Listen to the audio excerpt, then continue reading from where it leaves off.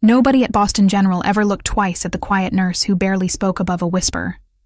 When she warned a famous surgeon that something was terribly wrong with his patient, he laughed her off in front of his entire camera crew. Seconds later, that patient's heart stopped, and the same quiet nurse was the only person in the room who knew exactly why and exactly how to save him. What none of them could have guessed is that the man on that table had already been saved by her hands once before, in a place far more dangerous than any operating room. Welcome to Silent Badge's story. If stories like this one keep you up late scrolling for just one more, do us a favor before we begin. Hit that like button, drop a comment telling us where in the world you're listening from tonight, and subscribe so you never miss the next quiet hero hiding in plain sight. Nobody in that operating room ever looked twice at the quiet nurse in the corner. For 14 months, Rachel Cole had made herself small on purpose. She kept her eyes down. She spoke only when spoken to. She let the surgeons talk over her, around her, through her, and she never once corrected them, even when she was right. That was the job now. Blend in, circulate the instruments, chart the vitals, disappear. So when Dr. Bryce Kendall waved off her warning in front of the entire surgical team, nobody was surprised. Rachel Cole didn't argue back. She just watched the monitor, and something cold moved through her chest. "His pressure is dropping too fast for a routine appendectomy," she said, keeping her voice level. "That's not anesthesia. That's something else." Kendall didn't even turn around. He was already famous for not turning around. Boston General's golden surgeon, the one with a magazine profile on the break room wall, the one who had a documentary crew following him for a streaming special about the miracle hands of modern medicine. He liked being watched. He did not like being questioned. "Nurse Cole," he said, drawing her name out like a joke, "I have performed 4,000 procedures. I think I can tell the difference between hypotension and your imagination." A soft laugh moved through the room. The anesthesiologist, a tired resident named Priya Nair, didn't laugh. Neither did the scrub tech, but nobody spoke up either, because nobody wanted to be the second person Kendall humiliated on camera that morning. Rachel felt her pulse settle into a strange, familiar rhythm. Slow. Focused. The rhythm she used to feel in rooms much darker than this one. Rooms with no cameras at all. Rooms where a wrong read on a man's pupils meant somebody didn't walk out alive. She looked at the patient again. Male, mid-40s, admitted under the name Daniel Ruiz, routine appendix, low risk, healthy vitals on intake. Except his lips had gone the wrong color. Except there was a faint sheen of sweat along his hairline that had nothing to do with the OR temperature. Except his fingers, visible below the drape, had started to twitch in a pattern she recognized in her bones before her brain even caught up. Fasciculations. Muscle twitching that didn't belong to any allergic reaction. "Doctor," she said again, sharper now, "I need you to stop and look at his hands." "Nurse Cole." Kendall's voice went flat and cold, the tone he used for people he considered furniture. "You are here to hand me instruments, not to diagnose my patient. If you cannot manage that basic task, I will have you replaced before lunch." The camera operator in the observation gallery leaned in, sensing drama, the kind that got clipped and shared online with captions like "Surgeon puts nurse in her place." Rachel almost smiled at the irony of it, except there was no room left in her for irony. Something ugly and familiar was rising in that operating room, and she was the only person who could see it coming. 9 years ago, in a different life, under a different name, she had watched a man's hands twitch exactly like that in a safe house outside a city she was not allowed to name out loud anymore. She had watched him die in 90 seconds while people around her argued about protocol. She had sworn, in the quiet years after, that she would never again stand still while somebody bled out over an argument about rank. She was not going to make that mistake twice. "Dr. Kendall," she said, "if you don't stop this procedure in the next 30 seconds, this patient is going to arrest on your table in front of your camera crew, and it will not be an allergic reaction. It will be a toxin." The word landed hard in the sterile air. Toxin was not a word nurses used in casual argument. Kendall finally turned, his eyes narrow behind his loupes, ready to deliver the line that would end her career on film. He never got the chance. The cardiac monitor screamed.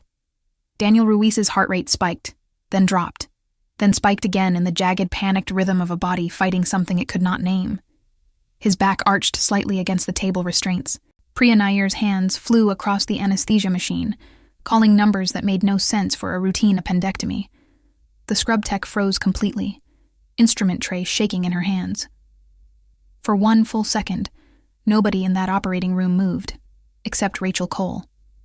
She was already at the head of the table before her mind fully caught up with her body, the way it always used to happen in the field. Action arriving before thought, years of training taking the wheel while her conscious mind simply watched. She pulled Priya's hand away from the wrong dial.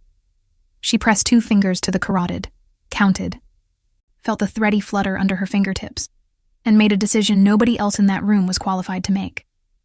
Atropine, 1 milligram now, she said, voice suddenly a different voice entirely, low and clipped and absolutely certain.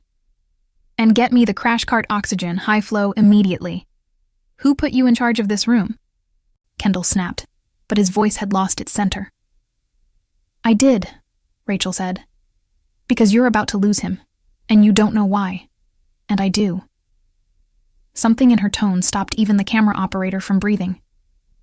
Priya, trembling, drew the atropine without asking permission twice. Rachel guided the mask over Ruiz's face herself, watching his chest rise, watching the rhythm on the monitor stutter, hold, then slowly begin to steady. Her hands did not shake. They had not shaken like this in years, not since the last time a life had balanced on the edge of 30 seconds and her own decision. Repeat the atropine in 3 minutes if the fasciculations haven't stopped, she said, eyes still on the monitor, voice still that low clipped register. Watch his pupils. If they're not responding by then, we're looking at a second dose being metabolized late, which means somebody used a delayed release delivery method, which means this was planned, not improvised. Nobody in that room had the vocabulary to argue with her, and nobody tried. Kendall stood frozen at the foot of the table, gloved hands still hovering over an incision that had, in the space of 90 seconds, become entirely irrelevant to what was actually happening to his patient. Talk to me, Kendall said, and for the first time, it wasn't an order, it was a question, from a man who suddenly understood he did not know what was happening in his own operating room. Organophosphate exposure, Rachel said, eyes on the monitor. Nerve agent family, low dose, delayed onset, designed to look exactly like anaphylaxis until it's too late to reverse. Somebody introduced it into his IV line in the last 20 minutes. This wasn't the appendix. The appendix was the excuse to get him under anesthesia, where nobody watches too closely. The room went silent, except for the steady, stubborn beep of a heart that had decided, for now, to keep beating. Nobody asked how a circulating nurse from a community hospital transfer knew the exact clinical presentation of a rare nerve agent poisoning. Nobody asked because nobody in that room yet understood there was a question worth asking. But Rachel Cole understood. She had just done, in front of a documentary crew, exactly what she had spent 14 months promising herself she would never do again. She had let the old life show its hands, and somewhere in the fog of adrenaline and atropine and the ugly fluorescent light of that operating room, she finally allowed herself to really look at the patient's face, the face she had been carefully not looking at since he was wheeled in that morning. The face she had told herself, over and over, could not possibly belong to the man she thought it belonged to. It belonged to him anyway. 9 years older, grayer at the temples, a different nose, a surgeon's nose, built by somebody good enough to fool a passport photo.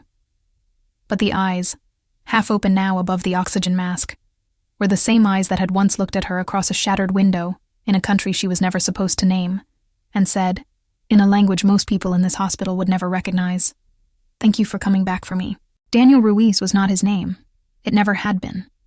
Rachel Cole had gone by a different name back then too, and in the version of her life where that name still existed, she had personally watched this man disappear into protective custody 9 years ago, sworn into a life so deep underground that even she, his handler, had not been allowed to know where he'd gone. Somebody had found him anyway, and somebody, in this hospital on this morning, had just tried to finish what should have been finished 9 years ago in a country far from here. Rachel kept her hands steady on the oxygen mask, and her face carefully, professionally blank, while every certainty she had built her new life on came apart in absolute silence behind her eyes. 14 months ago, when she'd walked into Boston General's HR office with a manufactured resume and a nursing license that was, technically, entirely real. She had told herself the same 3 sentences every single morning like a private prayer. You are Rachel Cole. You have always been Rachel Cole.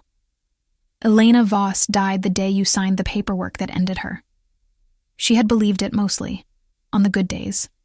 On the bad ones, she woke up at 3 a.m. reaching for a sidearm that had not been on her nightstand in years, her hand closing around nothing but a lamp cord, her heart hammering at a threat that existed only in memory. She had chosen nursing on purpose. Not medicine exactly, not the version with authority and titles and photographs on break room walls, but the quiet, overlooked work of a circulating nurse, the person who counts sponges and hands over clamps and disappears into the architecture of a room the moment the real drama starts. It was, she had told her therapist during the mandatory 3 sessions the agency required before releasing her, the closest thing to invisible she could imagine while still doing work that mattered. Nobody interrogates the woman restocking gauze. Nobody photographs her for a magazine. Nobody remembers her name unless something goes badly wrong. It had worked, mostly, for 14 months. Kendall barely knew her first name. Administration knew her as reliable, punctual, unremarkable. 3 words she had spent years engineering herself to embody. And then a man's fingers had twitched in a specific pattern on an operating table, and every careful brick of that invisible life had come apart in under 90 seconds, in front of a camera crew filming a documentary about heroic surgeons. The vitals stabilized enough for Kendall to close, badly, hands unsteady in a way the cameras would later edit out entirely. Rachel stayed at the bedside through the entire remainder of the procedure, watching the monitor the way she used to watch a street from a rooftop, patient and merciless and entirely unwilling to blink. Afterward, in recovery, she checked Ruiz's chart 3 times, looking for anything that would explain how a low-dose nerve agent had gotten into a saline bag in a hospital with badge access and camera coverage on every hallway. She found nothing in the chart.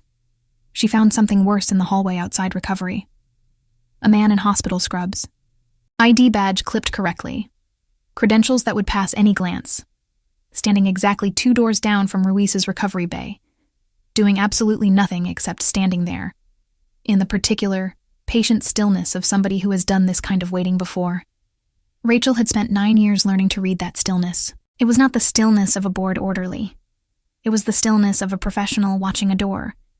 And she recognized it the way you recognize a smell you thought you'd buried. She did not approach him. She did not react. She walked past at the exact pace of a tired nurse heading to the supply closet, and inside, every old instinct she had spent 14 months trying to sand down came roaring back online at once. His name badge read, Marcus Doyle, orderly, 3rd shift. Rachel had never seen him on 3rd shift before, not once in 14 months. And she had learned every face in this building the way she had once learned every face in a city she was not supposed to remember. New hire, she told herself. Just a coincidence. Except her hands, steady through a poisoning emergency 20 minutes earlier, were shaking now, just slightly. The particular shake that comes not from fear, but from recognition. She made herself stop at the supply closet, made herself count out gauze rolls she did not need, made herself breathe the way she had once been taught to breathe in rooms far more dangerous than a hospital corridor. In through the nose for 4 counts, hold for 4, out through the mouth for 6. It was a technique designed to slow a racing heart before a decision that could not afford panic. And it worked now the same way it had worked 9 years ago, bringing her pulse down from a sprint to something closer to a walk. When she stepped back into the hallway, Doyle was gone, and the ordinary noise of the recovery floor, monitors beeping, a cartwheel squeaking, somebody's radio playing low from the nurse's station, rushed back in around her like water closing over a stone. She found Priya in the break room an hour later, staring at a cold cup of coffee like it owed her an explanation. You saved his life, Priya said quietly. You do know that. I got lucky, Rachel said, and hated how easily the old lie came back to her mouth. Nobody gets that lucky. Priya's eyes were sharper than Rachel expected from a first-year resident who had spent the last hour terrified. You didn't guess, Rachel. You knew. The second his hands twitched, you knew exactly what it was, exactly what to give him, exactly how much. I've been in 100 codes. I've never seen anyone move like that. Where did you learn organophosphate poisoning recognition on the floor of a community ER? Continuing education, Rachel said, and even she could hear how thin it sounded. Priya didn't push, not yet. But something had shifted in the younger woman's eyes. A question that would not stay quiet forever. Rachel understood that feeling too well. She had built her entire second life on people not asking the follow-up question. 14 months of careful ordinariness, and one bad morning had cracked the whole structure open in front of a documentary camera. She needed to see Ruiz alone before anyone else did, and she needed a reason. The reason arrived on its own 2 feet 20 minutes later, in the shape of Dr. Bryce Kendall walking into the break room like he owned the oxygen in it, his usual swagger dented but not destroyed. "You made me look like an amateur in there," he said. Not quite an apology, not quite an accusation. "I made you look like a man who almost let a patient die because he didn't want to hear a nurse talk," Rachel said. And she watched something flicker behind his eyes, some small, buried honesty he rarely let anyone see. "How did you know?" he asked. And for once there was no performance in it. Rachel considered every possible lie available to her, and found, for the first time in 14 months, that she didn't have the energy to reach for one. "I've seen it before," she said simply. "A long time ago, somewhere far from here." Kendall studied her for a long moment. The same look he probably gave a difficult scan, searching for the piece that didn't fit the diagnosis. "Boston General is going to want an incident report. Toxicology is already flagging his labs. If you're right, this becomes a police matter within the hour." "Good," Rachel said, "because whoever did this to him is still in this building." That got his full attention. "You think this was intentional, not a contamination error?" "I know it was intentional," Rachel said. "The question is whether they're finished." She left him standing there, mouth half open around a question he didn't know how to ask, and walked toward recovery with a stride she hadn't used in 14 months. Spine straight, shoulders back. The walk of a woman who had once moved through hostile buildings like she owned the exits. Marcus Doyle was gone from the hallway. That, more than anything, told her everything she needed to know. Daniel Ruiz was awake when she reached his bedside, groggy from the sedation but present, his eyes tracking her the second she stepped through the curtain, recognition arriving instantly and completely, the way it only does between two people who once counted on each other to survive the same terrible night. "Elena," he whispered, using a name Rachel Cole had not answered to in 9 years, a name that belonged to a woman who had walked him out of a burning building and put him on a plane to a life he was never supposed to have to defend again. "It's Rachel now," she said quietly, checking the hallway behind her before she let herself sit at his bedside. "You need to stay very calm and very quiet and answer me honestly. Who else knows you're in this city?" "Nobody," Ruiz said, his voice thin. "Nobody was supposed to know. Not even my handler here. I changed everything. Face, name, city, job. I sell insurance, Elena. I coach my daughter's soccer team." "Somebody found you," Rachel said. "Somebody poisoned your IV line an hour ago, in a hospital with badge access, and a documentary crew filming the hallway, and they very nearly succeeded, which means whoever did this had access, patience, and no fear of being caught on camera." Ruiz's hand found her wrist, weak but urgent. "Then it's them. It has to be. Nobody else knew what I saw that night. 9 years ago, in a country that did not appear on either of their official service records, Daniel Ruiz had witnessed something he was never meant to witness. A transaction between a foreign intelligence officer and a man on Rachel's own government's payroll. A betrayal so deep it had cost 3 of her people their lives before she got Ruiz out alive. The operation that followed had been quietly buried. The men involved had been quietly protected. And the one witness who could have burned the whole rotten structure down had been given a new face and a new life, and a promise that the past would never find him again. Rachel remembered the night itself, the way you remember a scar, not the pain exactly, but the precise shape of the moment it happened. Glass falling in slow motion. Ruiz's hand gripping her sleeve so hard it left bruises she found 3 days later. The particular silence of a building that has just realized it is on fire. She had carried him 4 blocks on a bad ankle, using every ounce of training she had, breaking 2 of her own rules to get him to the extraction point on time. Her supervisors had called it a success. 3 body bags later, she had never quite been able to agree with that word. She had requested reassignment within the month. She had resigned within the year. Nobody had stopped her, which told her more about how disposable she had become to that world than any exit interview ever could have. That promise had just failed. "I need names," Rachel said. "Anyone new in your life in the last 6 months. Anyone who asked strange questions. Anyone who seemed too interested in your appendix." "There's nobody," Ruiz said. And then, slower, his face changing. "Except the insurance audit. 3 weeks ago. A man came to review my file for a policy renewal, asked a lot of questions about my medical history, said he needed it for underwriting." "Description," Rachel said. "Average height, quiet. I don't really remember his face, which now that I think of it is strange, because I remember everyone's face. I have to, in my job." Rachel's blood went cold in a way it had not gone cold in 9 years. A trained operative knows how to be forgettable. It is the first and most important skill they teach you, more important than any weapon, the art of leaving no impression at all. "Marcus Doyle," she said quietly, more to herself than to him. "Third shift orderly, new hire. Standing outside your door like he was guarding it instead of working it." Before Ruiz could answer, the curtain rattled, and Priya Nair stepped through with a tablet in hand, and worry stamped across her face. "Rachel," she said, "toxicology just called down. It's confirmed.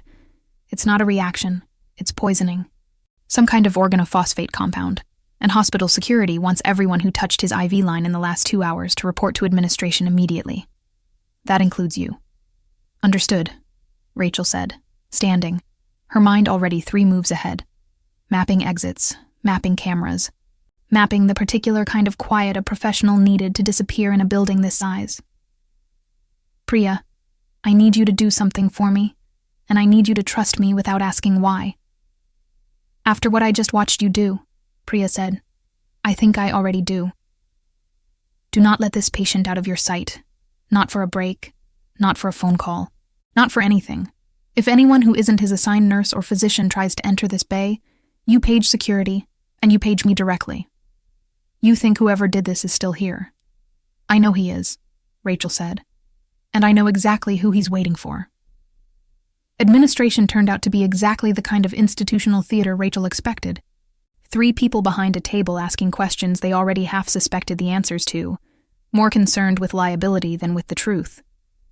She gave them precisely enough to satisfy protocol, and nothing that would open a door she wasn't ready to open. 14 months of discipline held, even now, even with adrenaline still burning through her system. It nearly cost her everything.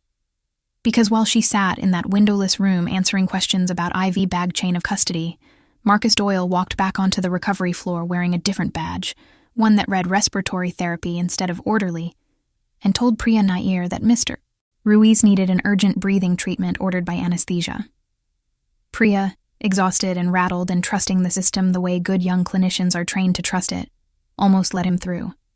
Almost. What stopped her was small and stupid and entirely human.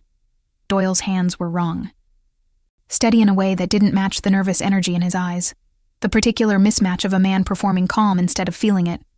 A mismatch Priya would never have consciously noticed if Rachel Cole hadn't spent the last hour teaching her, without meaning to, exactly what to look for in a person's hands during crisis. "I'll page anesthesia to confirm the order," Priya said, buying time she didn't fully understand she needed. Doyle's face did not change, but something behind it did. The calculation of a professional recognizing that his window had just started closing. Rachel felt it before she understood it. A prickle at the back of her neck that 9 years of training had never let atrophy, and she was moving before the thought fully formed, out of the administration office, down the hallway, past a security guard who called her name and got no answer, because some instincts do not wait for permission. She reached recovery in under 90 seconds, moving at a pace that made 3 separate staff members turn and stare. The walk of a woman who had once cleared hostile rooms for a living finally, fully, coming back online. Doyle was already gone from the bay by the time she arrived, but Priya was on the floor, one hand pressed against her own throat, gasping, a syringe rolling loose across the tile beside her. "He tried," Priya managed. "He tried to inject something. I grabbed his wrist. He pushed me." "Stay down. Stay breathing. Help is coming," Rachel said, already scanning the corridor, already moving toward the stairwell door swinging shut at the far end of the floor. already shedding, piece by piece, the careful, ordinary woman she had spent 14 months building. She hit the stairwell door with her shoulder instead of her hand, an old habit. Never give a hostile actor a clean shot at your fingers, and found Doyle 3 flights down, moving fast but not fast enough, already reaching for a service exit that would put him on the loading dock, and into a city full of places to disappear. "Stop," Rachel said, and her voice was not the voice of Rachel Cole, quiet, circulating nurse. It was the voice of someone who had once talked men out of very bad decisions in very small rooms, low and absolutely certain and carrying 9 years of authority nobody in this hospital had ever heard from her. Doyle turned, and there was no more pretending in his face. No more orderly, no more respiratory therapist, just a professional recognizing another professional across a stairwell. "Elena Voss," he said, using the name she had buried 9 years ago in a country she still wasn't allowed to name, and hearing it out loud, in this stairwell, in this life, felt like a door she had locked forever swinging open on rusted hinges. "That woman is dead," Rachel said. "You're looking for someone who doesn't exist anymore." "Tell that to the 3 men your operation got killed," Doyle said. "Tell that to the people who've been waiting 9 years to finish cleaning up your mess.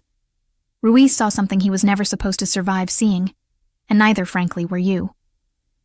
"You'll have to go through me," Rachel said, and meant it in every sense a person can mean it. Doyle moved first, the way professionals usually do, a fast, economical strike meant to end things before they started, and Rachel met it with 9 years of muscle memory that 14 months of quiet hospital shifts had never actually erased, only folded away and waited.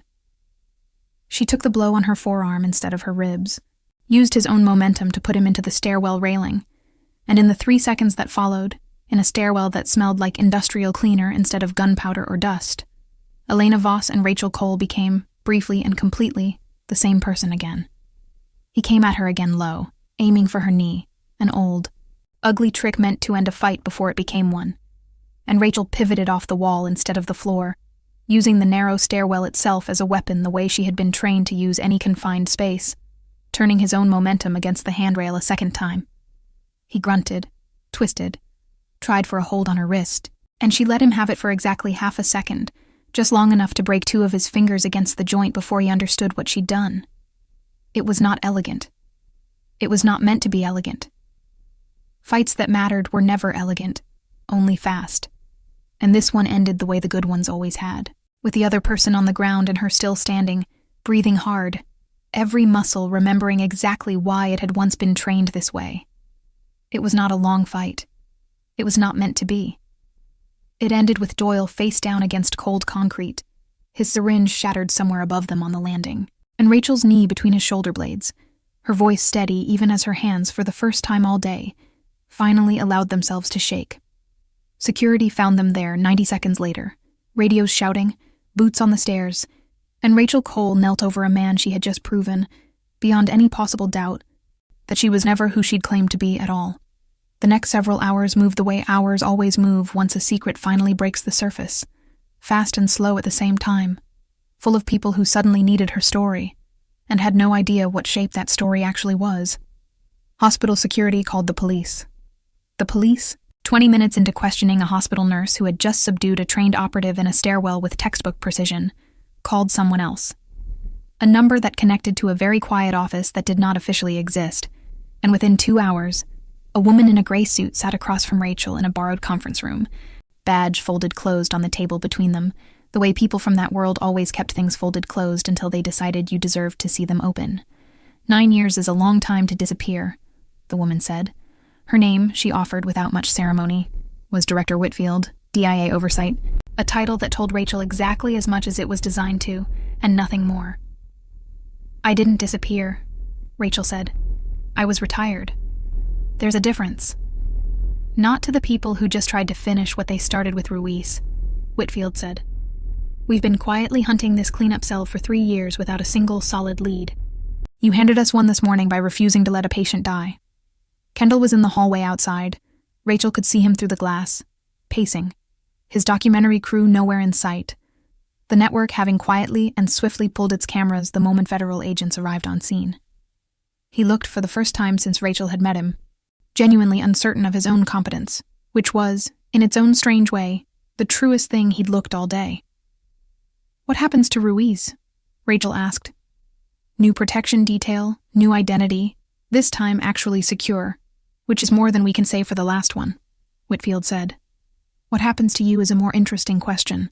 I'm a nurse, Rachel said. I circulate instruments and chart vitals. You're the only person alive who can put a name to the man who ran that cleanup cell, Whitfield said. And you just proved, in front of a hospital full of witnesses and God knows how much footage, that whatever training you had 9 years ago never actually left your hands. Priya was recovering in a treatment bay 2 floors up, alert and stable. The injection interrupted before it could deliver its payload, a fact Rachel checked personally before she allowed herself to sit still for even 5 minutes of federal questioning. She sat at the edge of Priya's bed for exactly 2 minutes, no longer, both of them silent, both of them understanding that the silence itself was a kind of gratitude too large for ordinary words. You could have let him through, Rachel said finally. You had every reason to trust the badge. I trusted your hands more, Priya said, managing a small, tired smile. You taught me that this morning, whether you meant to or not. Watch the hands. Not the badge, not the paperwork. The hands don't lie, even when everything else does. Rachel thought about that sentence for a long time afterward, turning it over the way you turn over a stone that turns out to be worth more than it looked. Kendall, when she finally passed him in the hallway, stopped her with something that looked almost like humility. I owe you an apology, he said. In front of everyone I humiliated you in front of. You owe Daniel Ruiz his life, Rachel said. I was just the person paying attention. Nobody just pays attention like that, Kendall said. Whatever you are, or were, I hope this hospital was smart enough to notice what it actually had working nights and operating room for. Rachel didn't answer that, not because she didn't have words, but because she had spent 14 months building a life around not answering questions like that. And some habits do not die easily, even after the truth has already walked out the door in handcuffs. Whitfield found her again near the end of the day, in the quiet of the empty break room. The same room where Priya had asked her, hours earlier, where a community hospital nurse had learned to recognize nerve agent poisoning on site. We have a proposition, Whitfield said. Not reactivation. Nothing that public, nothing that permanent. Consultation only, on a specific problem that involves exactly the kind of threat recognition you demonstrated this morning, in exactly the kind of civilian environment we've never been able to properly protect. Hospitals, clinics, first responders. Places where a trained operative can walk in wearing scrubs and nobody thinks twice. You want me to teach other people to see what I saw today. I want you to help us close the door you accidentally opened 9 years ago, Whitfield said. Quietly, on your terms. You keep your life, your shifts, your name, if that's what you want. But there is a piece of this you can do that no one else currently can. And I think some part of you already knows that walking away from it a second time would cost you more than staying ever could. Anne Doyle? Rachel asked. What happens to him? He's talking, Whitfield said. Slowly, and not happily. But he's talking. He wasn't the architect, just the instrument, which means there's someone above him still out there who ordered the original cleanup and never stopped believing it needed finishing. That's the part of this that doesn't end today, just because you want to fight in a stairwell. So this isn't over. It's rarely over, Whitfield said, not unkindly. It just changes shape. The question in front of you isn't whether the danger is gone. It's whether you want to face whatever's left of it with training, or without it. Rachel thought about that for a long moment, watching the fluorescent light hum overhead, thinking about 14 months of trying to convince herself that ordinary was the same thing as safe. Rachel thought about Daniel Ruiz's face on that operating table, 9 years older, and still recognizing her instantly, still trusting her with the same desperate certainty he'd trusted her with, in a burning building on the worst night of both their lives. She thought about Priya on the floor of recovery, gasping, alive because a nurse nobody respected had taught her, without meaning to, what a killer's hands looked like when they were pretending to be calm. She thought about 14 months of making herself small, and how none of it had actually saved her from the thing she was running from, only postponed the reckoning by one very long, very quiet year. I want conditions, Rachel said finally. Name them. I keep this job. I keep these scrubs. I keep being the person nobody notices in the corner of the room. because that person saved a life today that all your training and all your resources couldn't. Whatever you need from me happens around that, not instead of it. Whitfield almost smiled, the closest thing to warmth Rachel had seen from her all day. That's exactly the answer I was hoping for. Whitfield stood, buttoned her coat, and paused at the door the way people from that world always paused, leaving one last thing unsaid until the very last second. For what it's worth, Elena Voss never should have been left to disappear the way she was. Some of us knew that 9 years ago and didn't fight hard enough to stop it. I'm not offering you this to erase that mistake. I'm offering it because Rachel Cole clearly built something better out of it than the agency ever gave her credit for. Rachel didn't answer, but she didn't need to. Some apologies land exactly where they're supposed to, quietly, without requiring a response at all. Before she left, Whitfield set a plain white card on the table, nothing printed on it but a phone number, no name, no agency seal, nothing that could compromise Rachel if it ever fell into the wrong hands. "Call when you're ready," she said. Not before. 3 weeks later, Daniel Ruiz walked out of Boston General under a new name Rachel would never be told, into a protection detail she had personally helped design, and for the first time in 9 years, she watched a man she had once failed to fully protect leave a building with something that actually looked like a real future ahead of him. Bryce Kendall, to everyone's mild astonishment, started asking nurses their opinions before procedures instead of after complications. It did not make him a good man overnight. It made him, slowly, a slightly less dangerous one, which in medicine, Rachel had learned a long time ago, is sometimes the most honest kind of progress available. Priya Nair found her in the break room one final time, before residency rotations shuffled them apart, coffee in hand, a question finally ready in her eyes that she had been carrying for 3 weeks. "Whatever you used to be," Priya said. "Thank you for still being it when it mattered." "Whatever I used to be," Rachel said, "isn't nearly as important as what I choose to be every single shift I show up for. Rank doesn't save lives, Priya. Attention does. Respect isn't given by a title on a badge or a documentary crew in the hallway. It's earned quietly by the people who actually stop and look." She meant it for Priya. She meant it, a little, for Kendall too. But mostly, walking out of that hospital into the cold Boston evening, blue scrubs traded for an ordinary coat, an ordinary woman heading home to an ordinary apartment that held, underneath its ordinary furniture, one extraordinary and finally reconciled life. She meant it for herself. She had spent 9 years running from what she used to be, and 14 months pretending she could simply erase it. It had taken one ignored warning, one poisoned IV line, and one familiar face on an operating table to teach her the truth she should have known all along. Somewhere across the city, in an apartment she had never been told the address of, Daniel Ruiz was learning a new name of his own, coaching, perhaps, a different soccer team, building a life on top of the one she had once carried out of a burning building on a bad ankle. She would probably never see him again. That, too, was part of the job, the part nobody put in the recruitment brochures.